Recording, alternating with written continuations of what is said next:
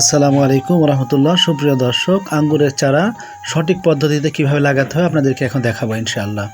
প্রথমে আমরা নিয়ে নিয়েছি 5 কেজি খেনেক জৈব সার, অর্থাৎ কিছু ছাই এবং কিছু জৈব সার একসাথে মিক্সার করে ভালোভাবে মিক্সার করে নিতে হবে। কুবিয়ে ভালো করে কোদাল দিয়ে কুবিয়ে এরপরে মিক্সার করে নিতে হবে। এরপরে পরিমাণ মতো এই যে মাটি আছে, মাটি পর্যন্ত মাটি গর্ত করে তারপরে গাছটা আলতোভাবে রেখে চারিদিক দিয়ে মাটি দিয়ে দিতে হবে। নরম মানে পরিষ্কার এবং কোনো জঙ্গল রাখা যাবে না, এবং পরিষ্কার পরিচ্ছন্ন মাটি চারিদিক দিয়ে মানে চেপে দিতে হবে টাইট করে।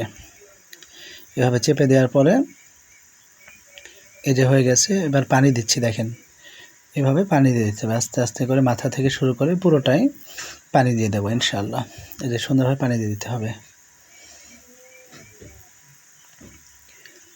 পানি দেওয়া হবে।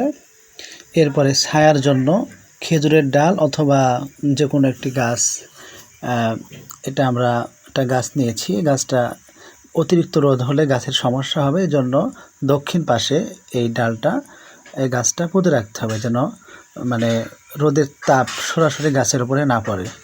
আর আমাদের ভিডিও পেতে আমাদের পেজে ফলো দিয়ে আমাদের পাশে থাকুন, সকল ভিডিও পাবেন।